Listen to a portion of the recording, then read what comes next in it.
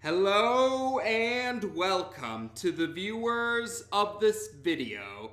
This is the Orange Fan here, bringing you another entry for the episode Recap and Thoughts category.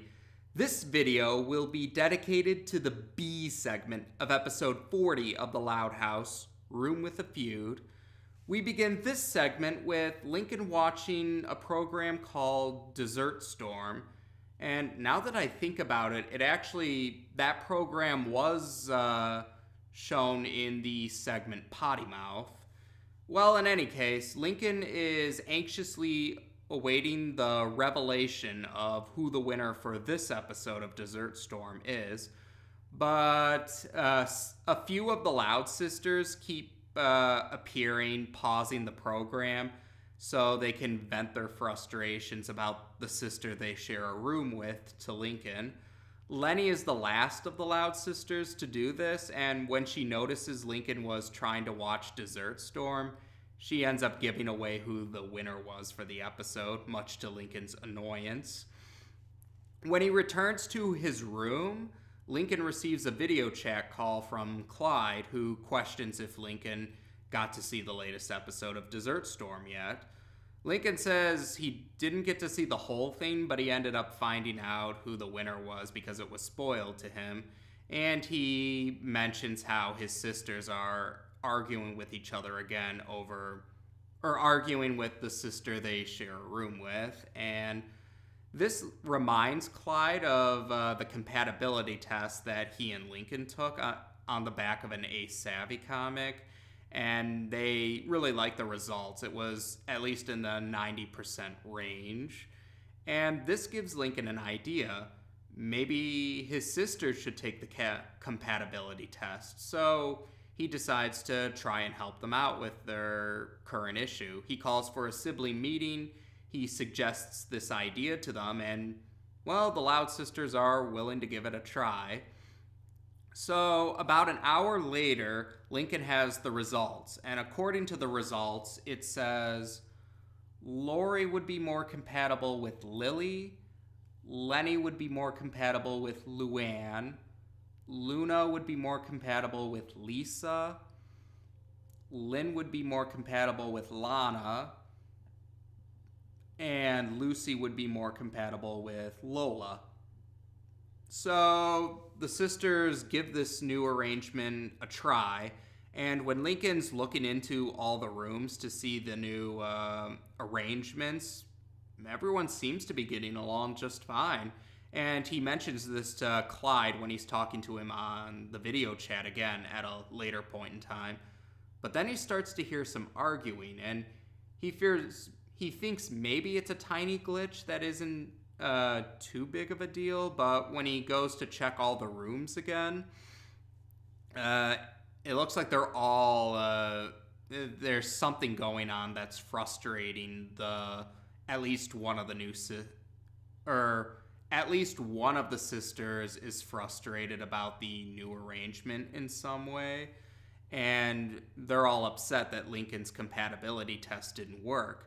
And Lincoln doesn't understand why, because it worked fine with him and Clyde. But when Lisa sees that it was on the back of an Ace Savvy comic, she complains about how it's not a real compatibility test, and she wants to do a real one now. So she presents her siblings.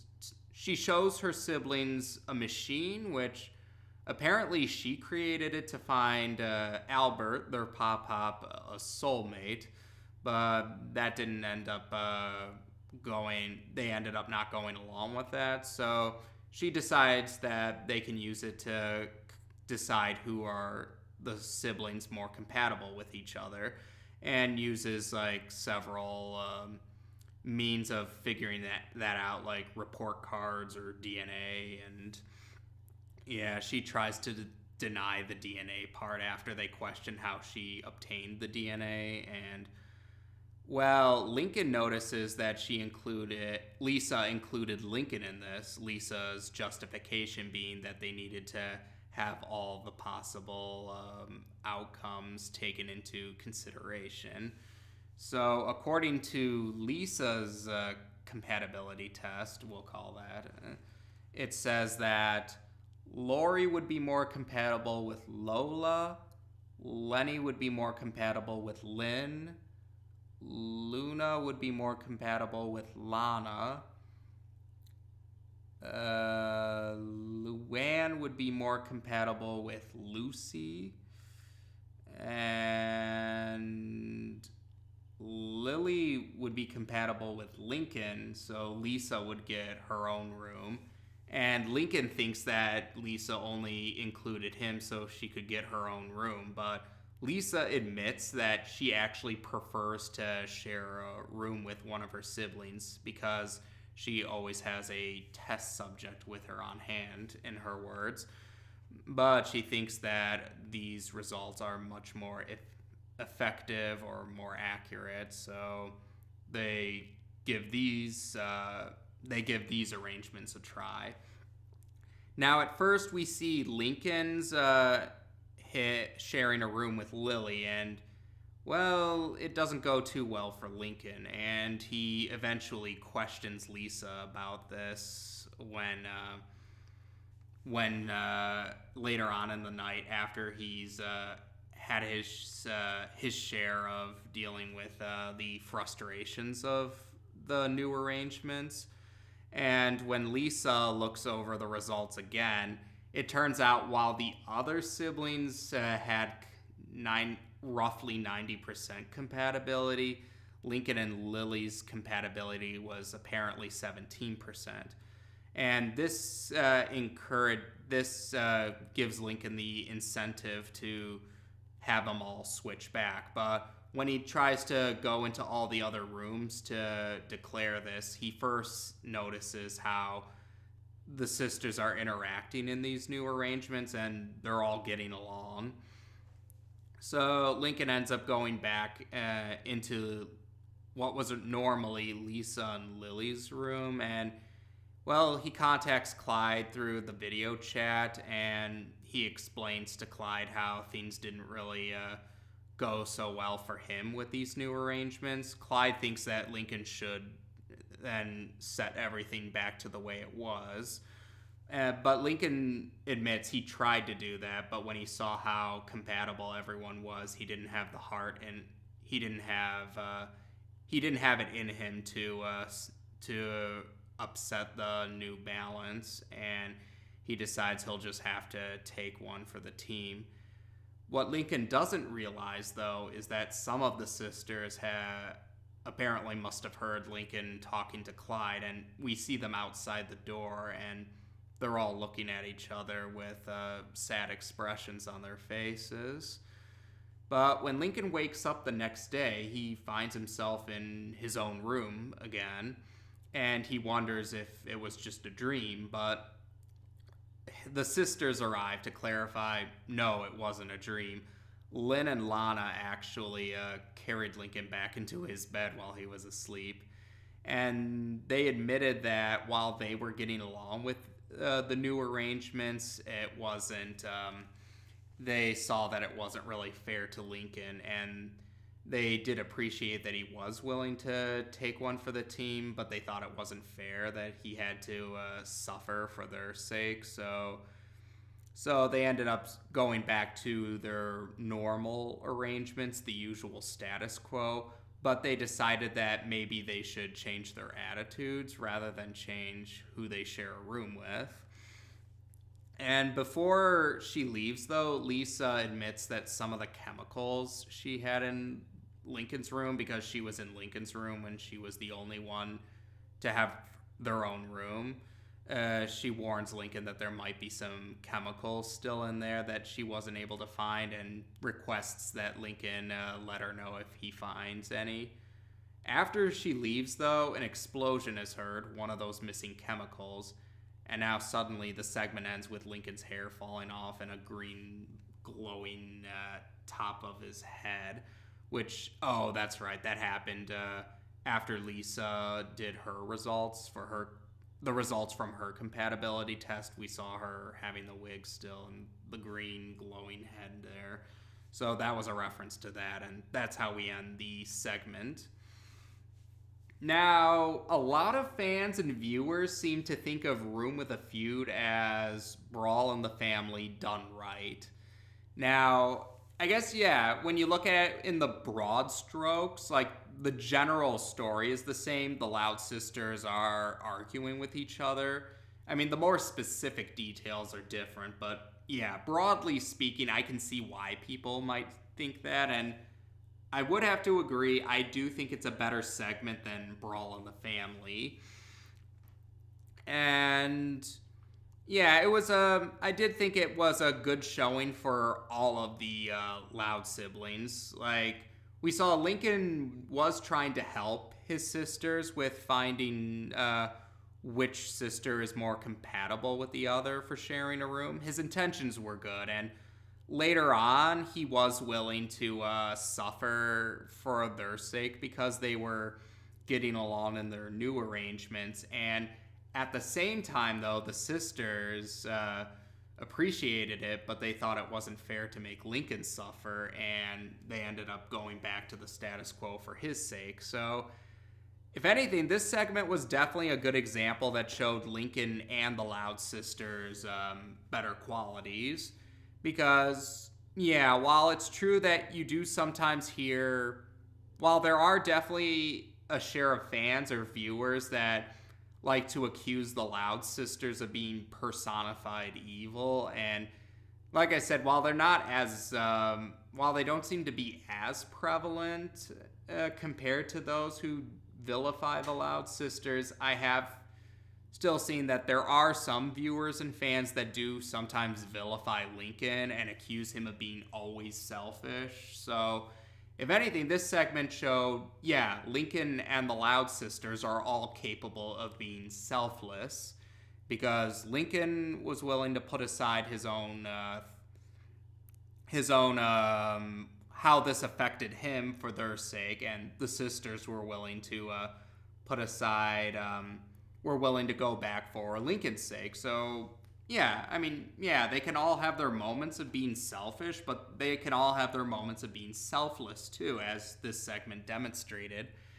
Now, some people did admit that while it was admirable of the sisters to switch back for Lincoln's sake, they thought it did seem kind of unnecessary, because it's like, since Lisa said she liked sharing a room with one of her siblings, they could have just had Lisa and Lily stay in the same room, and Lincoln could keep his own room, and the rest of the arrangements could have been done. But, well, at the end of the segment, the sisters did admit that they thought that they should probably change their attitude. So I thought that's why I didn't mind so much that it seemed like an honor before reason case, because at least then, or that's right, yeah, it felt like it wasn't. The fact they admitted that they should change their attitudes gave me the impression it didn't make it feel like an honor before reason situation to me. It made it seem like that they were willing to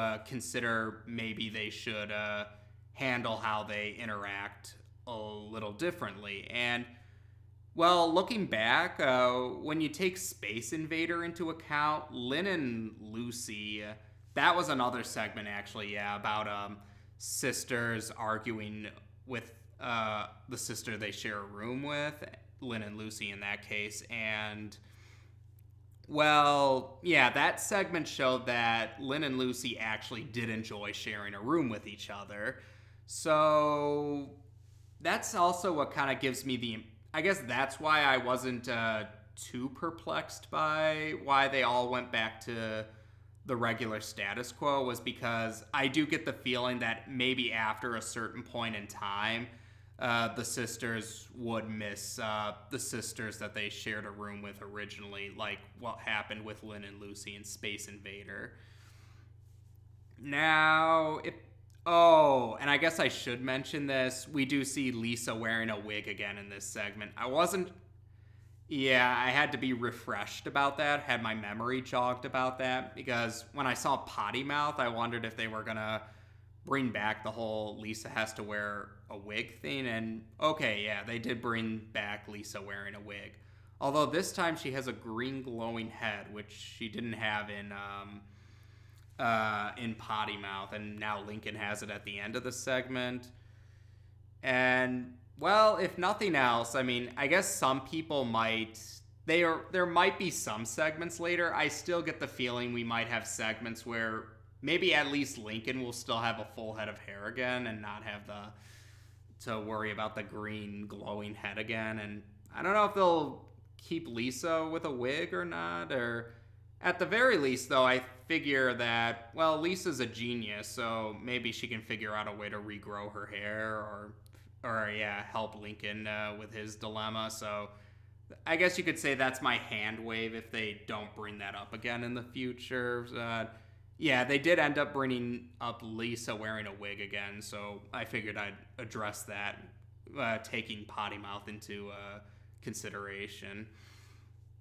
And oh, well, as for any grievances I might have had with this segment, like I said, they was pretty minor. I did overall enjoy the segment. It was just more like, I guess the part I know some people didn't like how the sisters were mad at Lincoln. The compatibility test he gave them didn't work, but that didn't bother me too much. I mean, because, yeah, I would say that there were instances that were much worse than their frustrations at him here. And really, I didn't have an issue with that, but rather, what I had more of a grievance with was, I think it was sort of, I guess it was more like a presentation, like, I guess how they tried to say, like, Lisa's compatibility test besides Lincoln and Lily was flawless. Like, I felt like some of the reasons for why some of the sisters were compatible in Lisa's test, I felt some of those reasons were kind of flimsy. Now, that's not to say all of them. Like, I could see Lori and Lola getting along in the same room. That made sense to me, but yeah, Lenny and Lynn sharing a room didn't really make a whole lot of sense to me. And the reason they tried to give that, I mean, it was kind of flimsy. I mean, it wasn't even a real reason.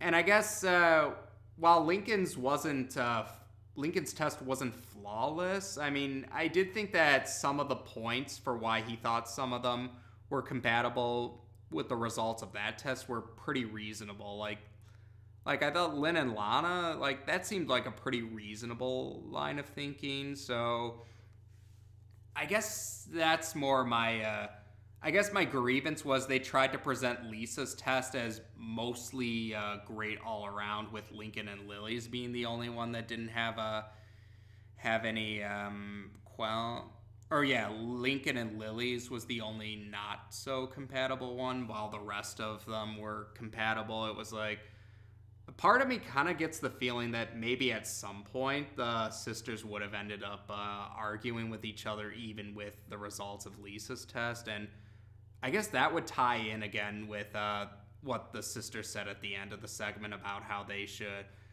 they thought they should change their attitudes rather than who they share a room with. So again, yeah, like, that was just a minor issue for me. Like, I still overall enjoyed the segment. I just thought that they probably could have put a little more, I guess it felt a little, the two compatibility tests, it seemed a little one-sided to me, or like they could have come up with some better reasons for some of the results, I guess is what I'm getting at. And we did get a reference to Albert and Lisa wanting to make the device to find his soulmate for him. That seems to suggest that the maternal grandma is, now, we don't know if she and Albert are divorced or separated or if she passed away, but we did notice that Albert had been living by himself. So, that does seem to add for some speculation for some fans. So, there you go. I mean, I did have, there were a few minor gripes I had, but I overall still enjoyed the segment and have to agree, better than Brawl in the Family. And as of this video, we've now discussed both segments of episode 40 on this channel. Take care, and until next time.